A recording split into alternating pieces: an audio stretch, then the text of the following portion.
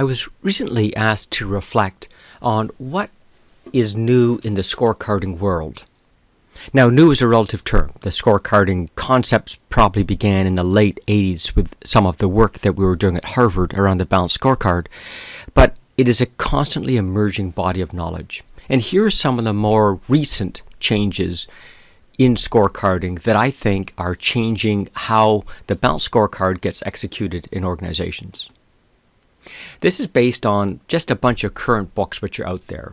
Most influential to me has been Daniel Pink's book called Drive, but also other great business books like Jim Collins and Good to Great, all the different readings on Lean and Six Sigma, some of the changes in strategic thinking that Porter and Kim have done, especially the Blue Ocean strategies, some of the simplification of scorecarding execution through the 4DX work from Sean Covey, and of course, just the emerging OKRs information.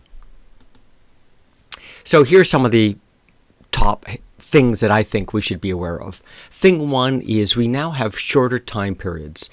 When I started consulting in the 1980s, the common thing to do was to lay down a 5-year plan.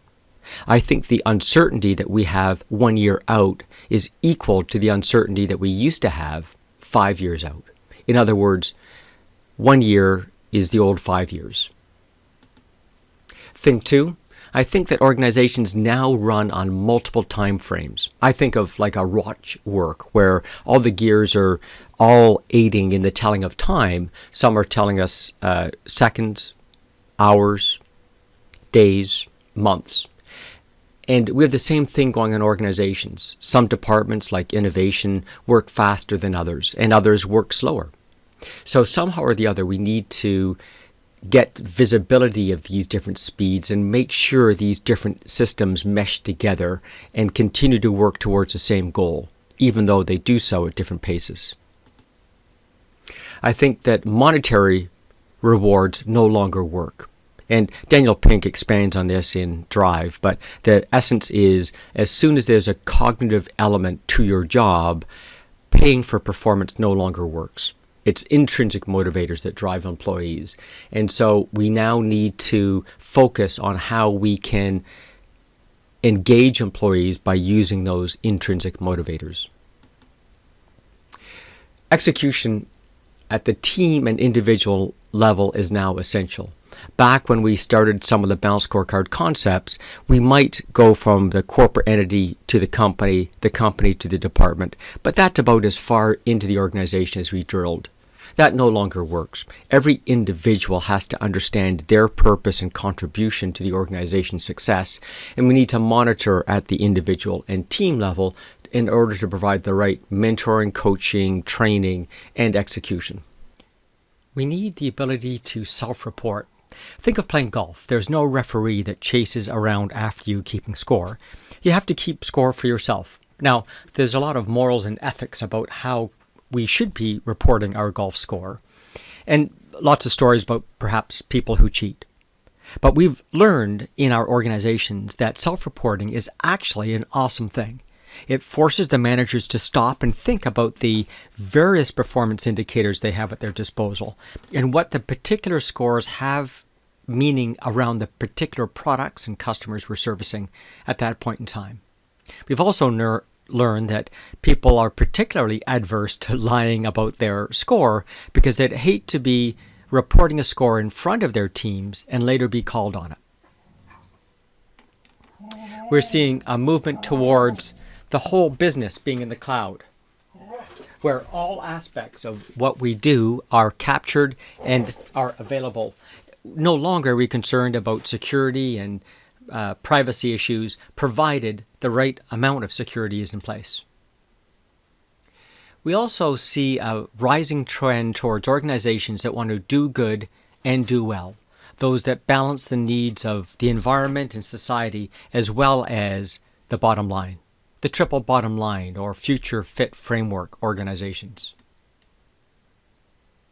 We're seeing a movement towards people wanting everything in the palm of their hand.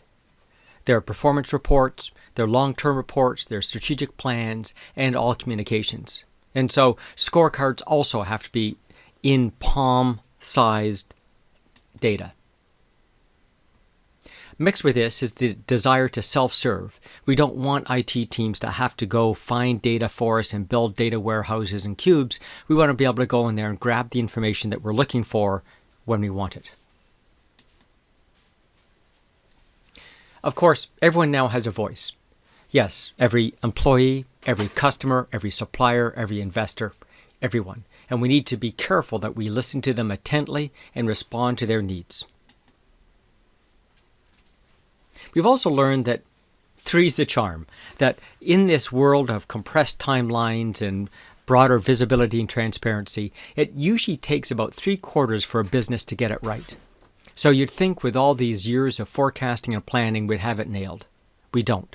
And so this rapid feedback allows us to self-correct and get better quicker.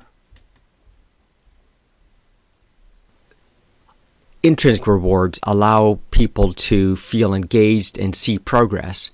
And so we need feedback to them, like leaderboards or badges, so that they can be rewarded for the work they do, because bosses no longer have the time to walk around and congratulate each employee, and in many cases don't have the visibility or knowledge of the miracles that they have done.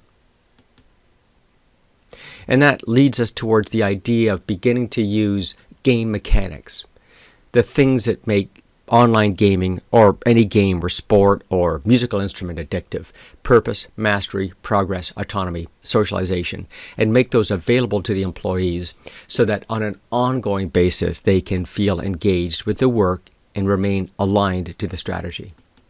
And then finally, transparency. We need complete transparency of all aspects of our business, where that team currently is and how they're changing over time, what that goal is as cascaded down for that team's responsibility, and the ability of the team to execute against it. Those are the things that we only share with managers, but now everyone needs to know. No different than when you're playing a team sport, how you can see how all of your teammates are performing and compensate your own performance around their performance. These things obviously have impacts on how it is we design and implement scorecards, as well as their sustainability.